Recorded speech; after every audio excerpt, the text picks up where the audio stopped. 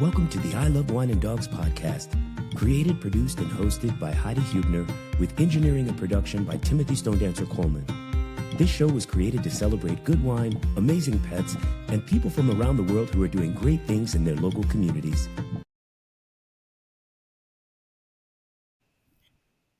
Hi, everybody. Welcome to another episode of I Love Wine and Dogs. I love what I do. I love doing this podcast because I share the loves in my life and also sharing amazing people that are friends in my life. So today's show is going to be a little different. Tim, my brother, is not going to physically be on the show with us today. That's okay. He has a full plate of other things that he's got to take care of. You know, busy. So it's all good. We will miss him dearly, but that's okay. So it's going to be a little different, but change and things are good. So I want to introduce my friend, Christy Anderson. She's our guest on the show today. Christy, hi. How are you, honey? Hi, I'm awesome. I am awesome. I'm just super excited to spend more time with you. Well, so I have to explain how Christy and I met. We met back at Chapman College. Hey, there's her. Like, I don't remember how long ago that was. I don't want to age myself. By saying college, you did. Exactly. So Christy knows Jessica, who was also on the show, Jessica Seaburn. And Christy is doing amazing things in her world and life. But before we get to that, I just want to go back and talk about your childhood and if you had any pets growing up. Oh, yeah.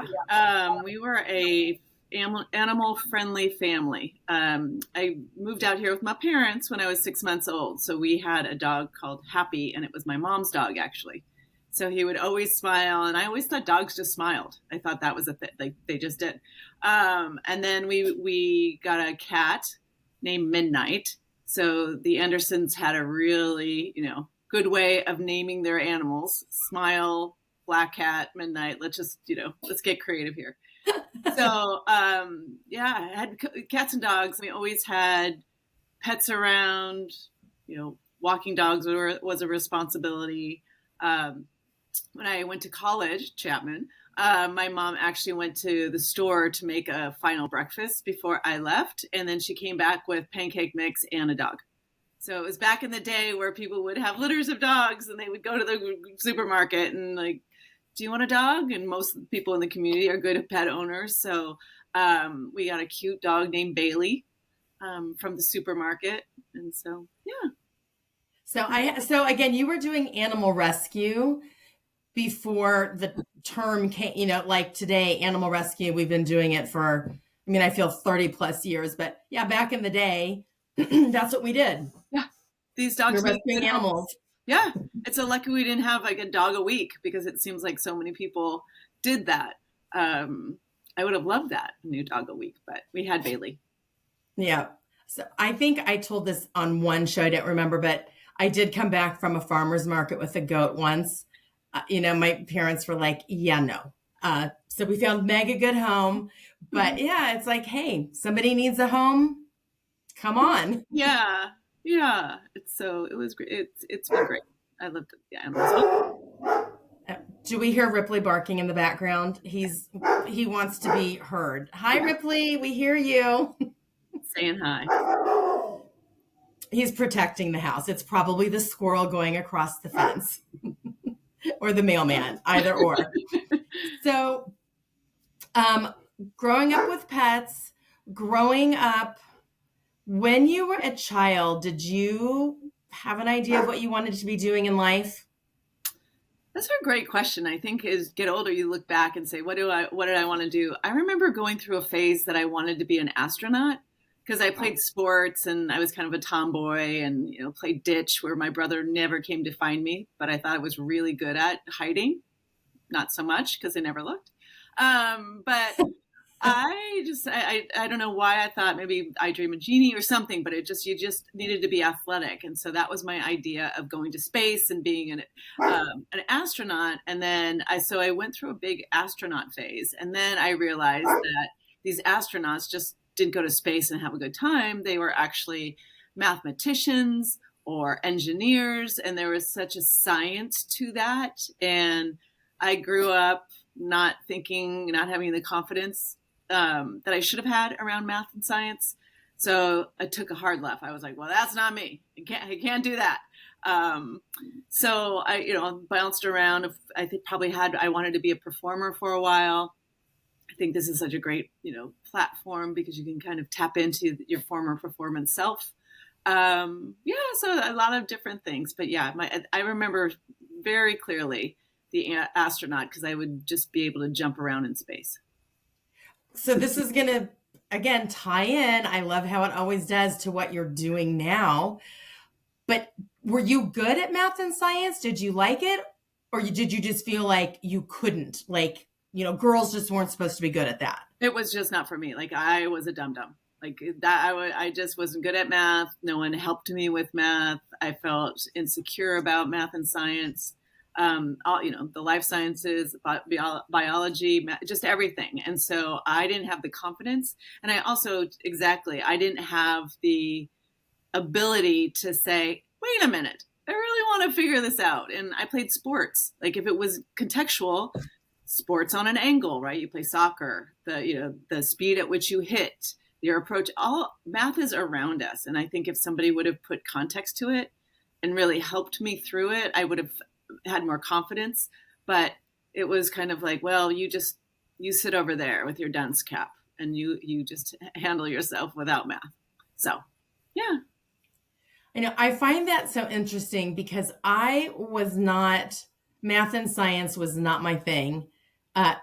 Gym class was, sports, dance more so than like sports, but whatever we were doing sports in gym class, I just loved it, and playing dodgeball at recess.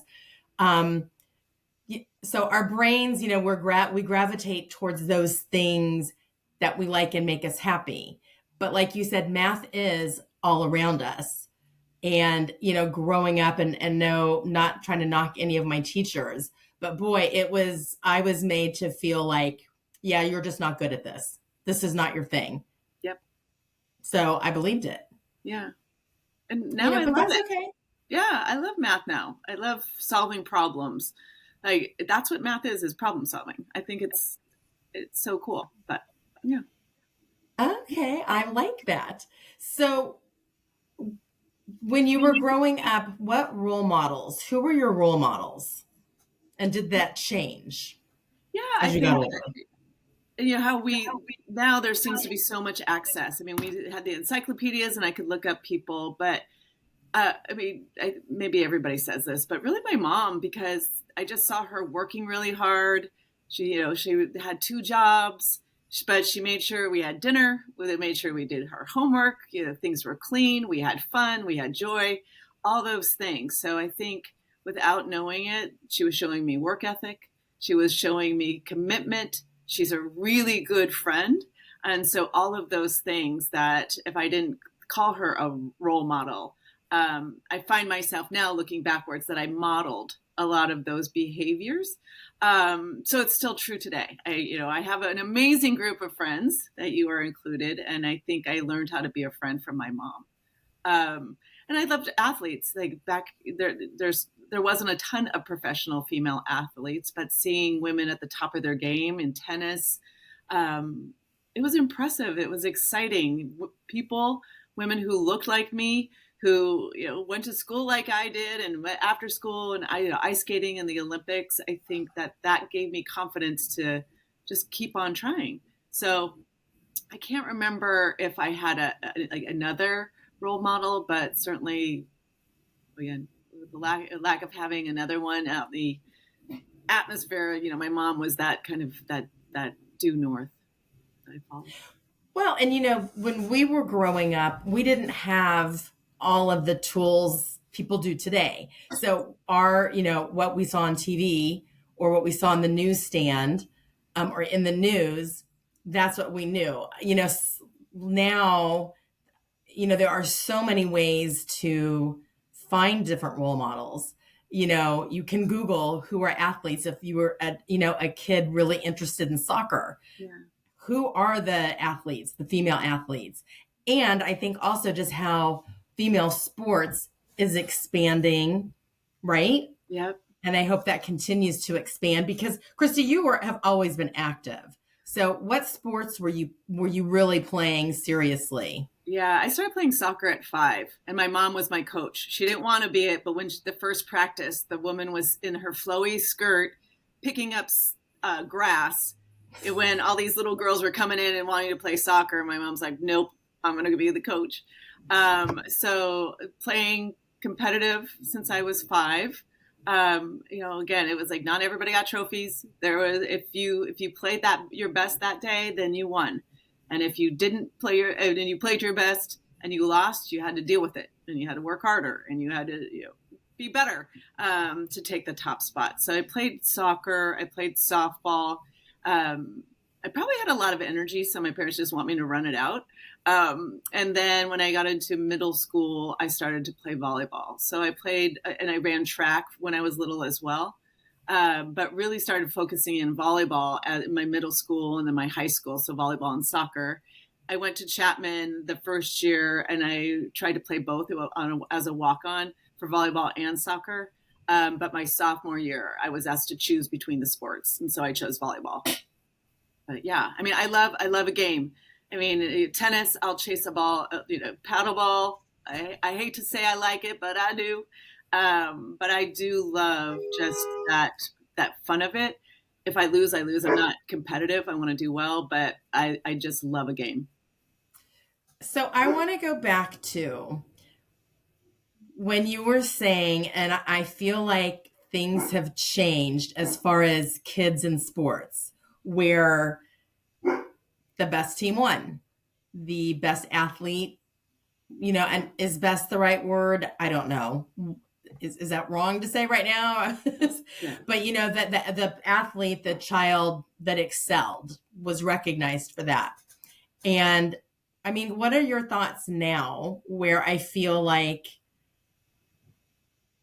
everybody wins? Is Right. that good? Is that healthy? Is it smart?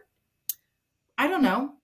I mean, I can't say either. In my opinion, that's competition, right? And so leadership and character is built for kids and adults in those hard times. And losing is hard. If you go Tuesday and Thursday and run around and work out your best and you lose, that is a hard lesson.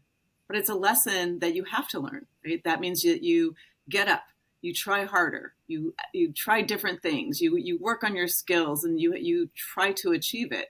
I mean, if it was easy, there'd be 100,000 Michael Jordans.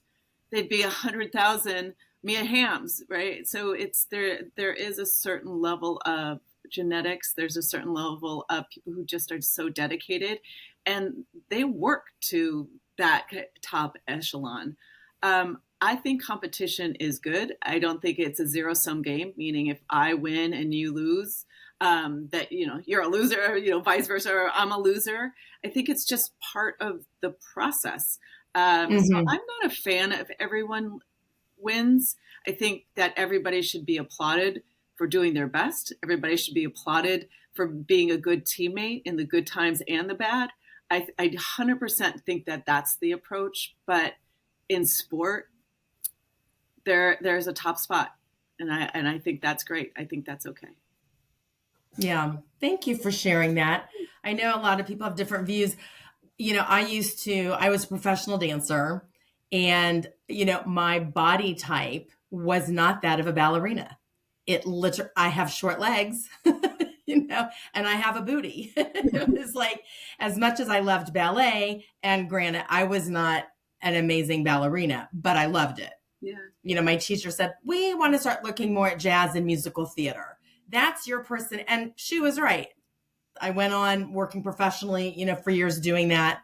That's where Tim and I met. But I think it would have been a disservice if she would have said, yes, you're going to be the most amazing ballerina, because the world would not have, it was not meant to be.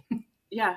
And I think it would have never happened. Yeah. I think it's okay instead of focusing on the things we're not, all the things that we are, because that list is so much bigger than the short list of the things. Yeah. I'm not going to be a rugby player. Like I'm not that strong. I'm not that, I'm not that strong, but I can do so many other things. So just reframing what you can do. Right.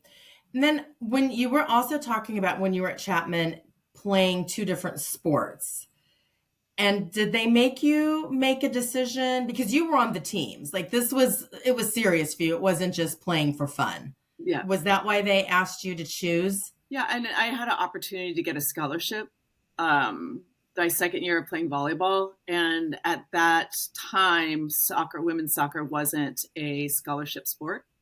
And I think it was the same season too. So there was just some other things, other factors that influenced my decision. I mean, I loved the team. The reason I went to Chapman is because my friend, Dana Beardsley, I played club with, like she went to Chapman. She's like, you should go there. So she really introduced me to the school and the program.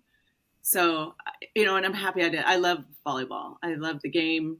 I love soccer, but it was just in that time, it was the better sport for me. Thank you for sharing that. Dana was great. Do you still speak to her? Not as often as I should, but she's doing well. Hi, Dana. In case you watch this, I mean, because life just gets busy. I mean, that's but I mean, I'm glad that you guys, hopefully you make a call after this and reminisce about Chapman. Yeah, I sure will. Yeah, Kristy, they were the athletes, and our other friends, we were not. We liked to cheer them on. But the worlds collided and bonded forever. Yeah, 100%. And with the soccer boys too, Doug and Rick, all those boys, Brody. Yeah, Carrie. Yeah, there's so many good guys. And again, it's like team, right? And even in the dance team in your department, it's like you have like people, you get power from those like people, but it doesn't mean that you only can hang out with them. We had sororities at that time, but our school was so small, weren't sure why we needed it, but it was part of it. It was part of the college experience. Exactly. Our college experience. It was fun. On that note, we are going to take a break to do a PSA. Here at Tangent, we explore the possibilities of cool climate white wines rooted in the Edna Valley and the Central Coast. These wines challenge expectations and prove that every day can and should be a new adventure. Our innovative spirit is channeled into everything we produce, from colorful cans to screw-capped bottles to our wine itself.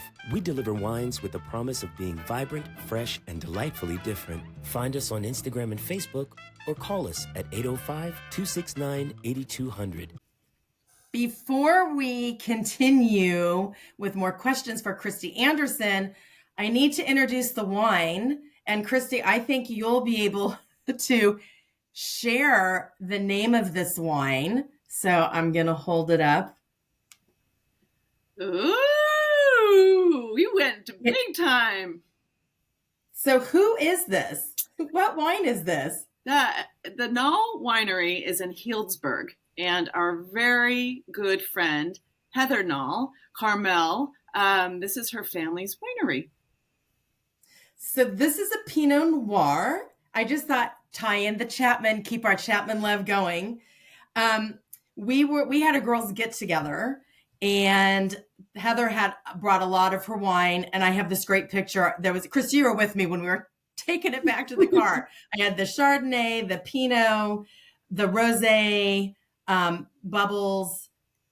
I feel like anyway, I have like 5 or 6 of them. I took a beautiful picture that I'll post, but I haven't tried this one yet. I don't know. Have you had the Pinot Noir yet? I have. It's so good. They do such a wonderful job. I love Russian River wines. I love wine, so hence such a good thing for me. But the Knoll Winery does a really great wine across the board. I've had their whites as well. Okay, perfect. So I'm going to pop that one open later. I can't wait to try it. Wish I was with you. I know. Well, I know it'll happen sooner than later. So, I wanted to know, what would you say to parents about the benefits or the value of children growing up with animals? I think for everyone, I mean, if they have the capacity and the time to have an animal, I think our friend Beth fosters animals. I think it teaches responsibility and compassion without having it be like a curriculum. It just, you learn by doing. And I have friends that live alone, but their dogs are just wonderful companions. So again, if you have the time and capacity, meaning you're home enough, you can take care of them, you have space in your life, I think they add a lot. And the joy, I mean, just like the walking, and I just remember walking around the blocks, and sometimes I just would have talks with my dog. What do you want? What do you think? Or when I was little, I'm sure it's like, hey, I got a math test. What am I going to do? But I just think for everyone, I think that they bring such a joy and a calmness to your life. And so, if you want to give some love, you should give some love, because you will get it back. Absolutely. And again, you can foster, you don't have to, adopt an animal. A lot of the rescue groups need help with fostering, like our friend Beth does with the kittens. I love everything that she posts, and then they find their forever happy home. So, but yeah, I think growing up with animals is important. I mean, if you're able to have them, and I think it's, it's just good for kids. And then they don't have a fear as adults because they've been used to having an animal. Yeah, I agree. Was there a TV show that included math that caught your attention? Because we're going to segue into what you're doing now. So it's kind of a two-part answer to the question. And so let's do that first. Was there ever a TV show that caught your attention and that was math related? Because what are you doing now? Right. That is such a good question. And this is silly, but the thing that pops up is like Bionic Woman. Like, why didn't I think about it? And that's more like engineering, science, and things like that. But why didn't I just pick up I want to make a bionic woman. That would be amazing. We could, be stronger and more powerful as women. So that's the first thing that popped in my head. But math specific, I don't think so. I don't think that there is enough context around math to say, again, it's used in everyday life. We balance our checkbook, or if I have an Amazon gift card, it's for $25. These are the things I can get. Or it's really bringing context, because we use it every day. But I think and I have legacy fear, right? But we're not taught in context. It's like there's X equals Y, underscore fraction. See how good I am at explaining math? But there's so many things that aren't in context. And I think if we root it in context, then you understand why it's necessary, and you understand that you're already doing it every day. I mean, every little kid counts to 3, or every little kid tells you how old they are. And guess what? That's math. You're right. Don't ask me X and Y equals whatever, because my brain goes, Okay, but let's delve into, what are you doing now for your current job? Okay, now I'm going to back up. What were you doing before your current job? And then we're going to go into what you're doing now. Yeah, so I've had, and I've heard it phrased as a portfolio of experience, which means I've had a lot of jobs. I've been in a lot of careers. I've been in a lot of sectors. So of this portfolio, a lot of it is spent in marketing. So I got to tell stories about products, about entertainment, about athletes. I got to tell the stories and really activate. As I look back on my career, like the thread that goes through is really engagement. I've hopefully inspired people to buy a product or attend an event or donate to an amazing cause. or advocate for people who don't have a voice. So that really, based on my marketing experience, is what I have done in maybe the first quarter. I hope I have a lot to do now, but maybe the first quarter of my work experience. Yeah. And so what are you doing now? So like the next quarter, I am very fortunate that I've moved into mission-driven work in the nonprofit sector. And I work at an organization that is called Project Scientist. And we are a girl power organization rooted in joy. So we are a national education nonprofit, and we focus on providing out-of-school STEM programming to girls specifically who attend Title I schools or who are in under-resourced communities. And the reason we don't turn any child away, but just between us and the whole podcast nation, that we could argue that most programs are boys-centered, right, or male-centered.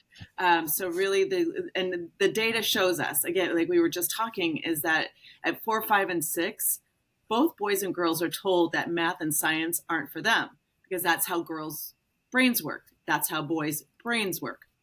So we're really, and it's unconscious bias, right? So people don't mean to do it, but that's just how we are programmed. So we're already on separate paths. So by including and creating a female-centric work environment or learning environment, we work together. We're just different. We're different in how we learn. And so the collaboration, the learning environment with only girls really helps elevate the confidence, because maybe you're not confident when you're with boys. Maybe you don't want to raise your hand as much as with your boys. And certainly it has changed over the years, but that's kind of the basis of the organization. Like, how cool is that, everybody? And how it just all kind of all these things led up to this. I love it. Kristy, how do the students, how are they chosen? And what is a STEM? What did you call it? A STEM? Yeah. So so science, technology, engineering, and math. So those are the principles of which we teach. We teach a lot of that. And art is in there, so we can say STEM or STEAM. Art. Oh, okay. So performance art is amazing, of course, but more of the the drawing and the measuring and the modeling, that has an art component. So a lot of people say STEAM, a lot of people say STEM, but it really is the science around it, the scientific thought that you approach. Again, a scientific thought would have scared me. I would have ran the other way. But really, it's problem solving. It's like try and fail. That's what those principles are. And to be fine with the failure. Again, sometimes you lose. You have to say, well, why did I lose? And that's the same if you experiment in jobs. If I lost that job, or when I'm interviewing, why? How can I be better? There's just a lot of principles. So we do STEM specific programming for girls. We operate out of 3 main regions: Southern California, Charlotte, North Carolina, Minneapolis, St. Paul, and then in Dallas. And we work with Title I schools. And so Title I is a designation that their students qualify for free or reduced lunch. So I'm a fundraiser, so I raise the money so then we can fund the programs and bring them to the schools. So they're after school or summer programs where the girls already attend. So then they're safe, they're familiar with the environment, they have the same teachers sometimes. So it really builds this community of comfort and learning and joy as they try and fail. Welcome to The Gladly, a contemporary neighborhood eatery nestled in the heart of Central Phoenix. Here, local chef Bernie Cantat crafts flavorful new American cuisine blended with innovation and tradition. At The Gladly, every dish is a celebration of taste, paired with the extensive beverage program boasting over 350 whiskeys. Join us and savor the magic of The Gladly, where every meal is an experience and every visit a memory. I love that you said comfort in learning, because that's important. Learning can be very intimidating. there were classes, you just kind of took me back to first grade where I was really intimidated to be called on to spell a word out loud. But ironically, I was a great speller. Go figure. Like, I would do the spelling test with my mom studying. Perfect. But for some reason, I don't know what happened that I was like, ugh. Well, and you had and I froze. Yeah, and your ability to speak and engage people, that had to be you since you were born.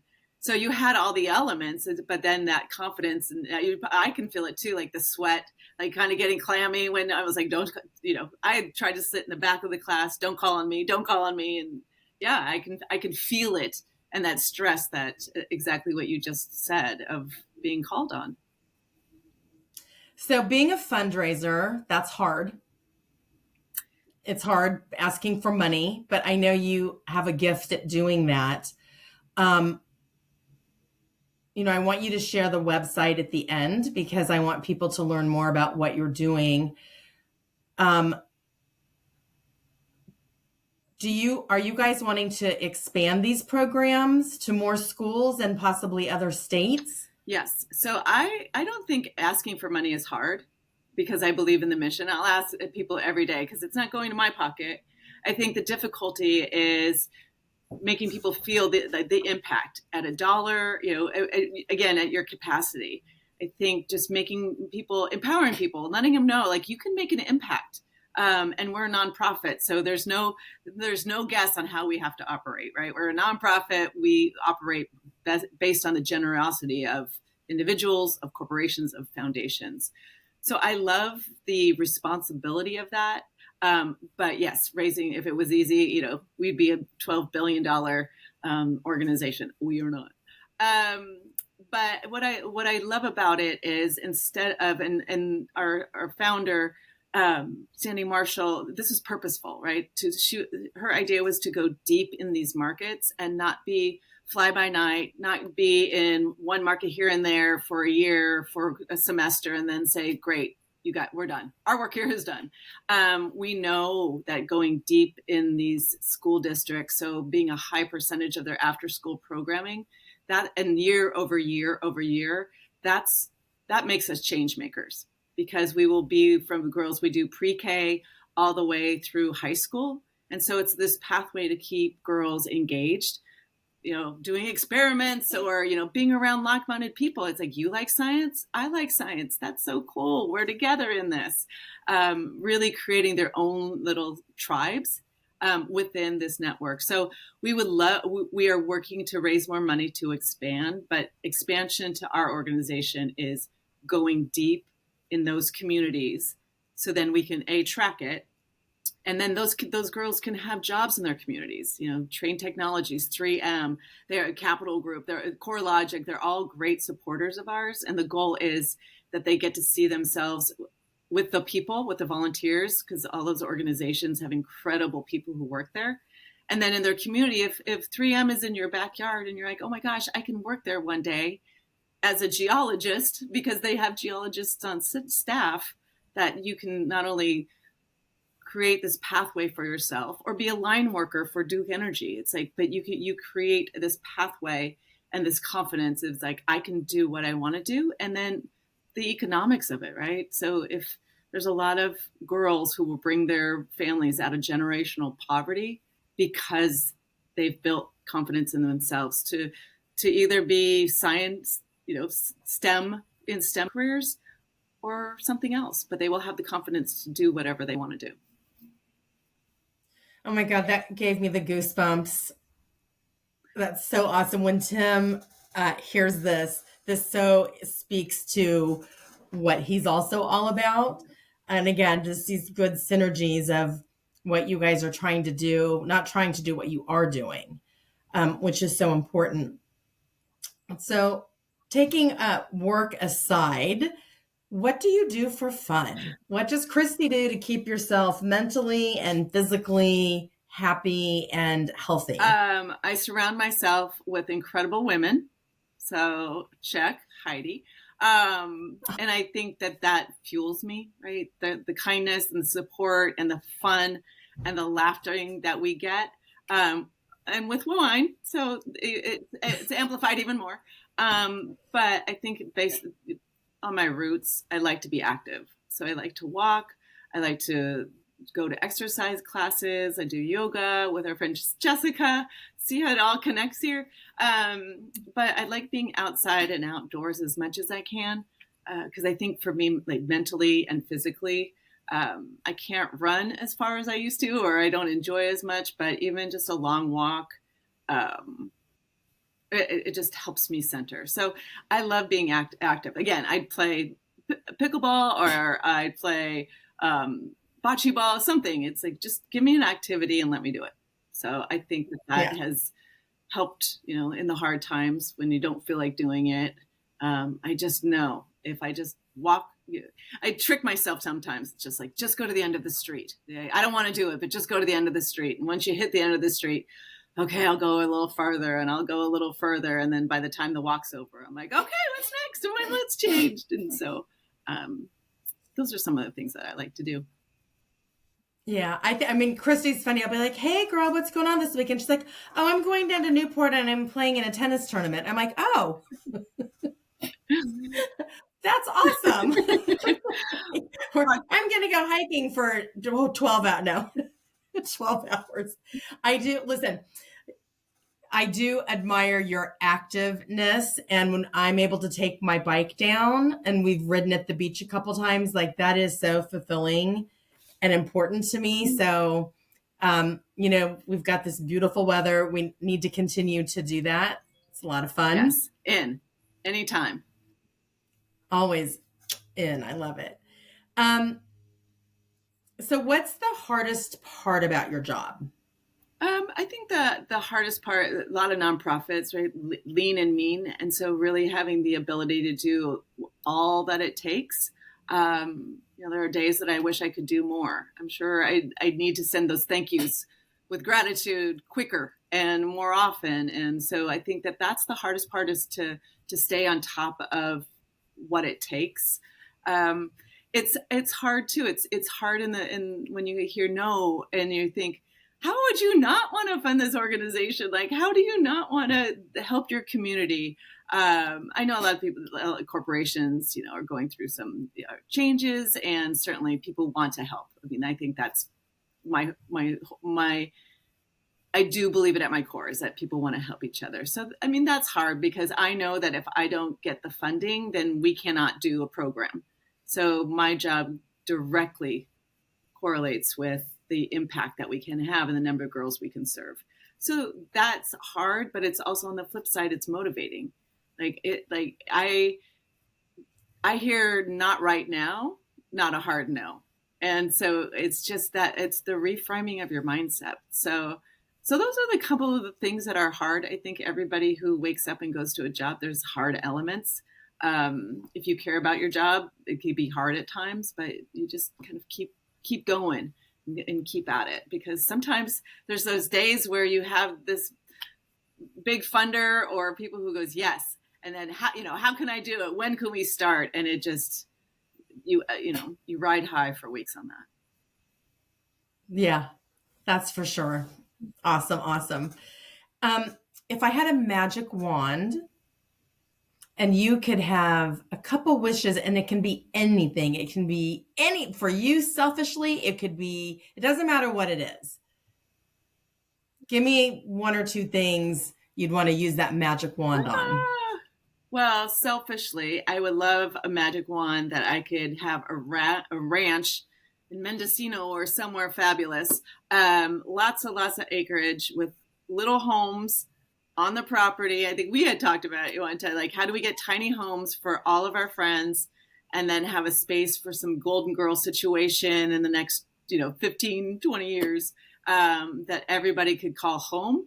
And, with husbands, with, the kids will probably be out of the house, but just that we would have this center that everybody would just have their key to their tiny home, and they would show up when they would show up. And I mean, if I had a bus or a jet, that I'd just get people, and, that no one would have a worry. It's like, I want to be there. It's like, great, let's go. We're all there.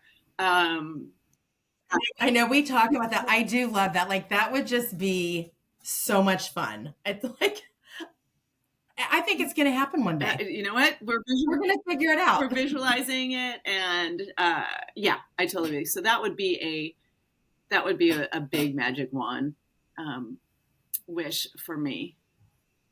All my friends are happy and healthy. Life is hard, but that people who are suffering today, won't suffer tomorrow. And then we all remain happy, not live forever, but a real long time. I don't want anybody to go. I don't want anybody to go. So, yeah, those are the two things that come to mind. Oh, Kristy, I love you. Is there anything we didn't get to talk about that you want to share? Anything we left out or? No, I mean, I love this conversation. I love, every time we get together, just how being friends and good friends for multiple years. But it's always fun. There's always something to talk about and new discoveries and new perspectives and different perspectives. So in addition to having a pet when you're young, I think that having these friends that you can trust and who will build you up and who will be there for you, I think like a trusty dog or cat. But I think it's just so important. It makes my life fuller. So yeah, no, I love this conversation. I think that you have a real gift connecting people in a lot of different ways and making them feel happy. And so this is just, this is going to be incredible for you all. Aw, thank you. Tell the audience where they can find your nonprofit. We'll post it, but if you want to say it as well, that would be great. Yeah, thank you so much. So Project Scientist, so it's www.projectscientist.org.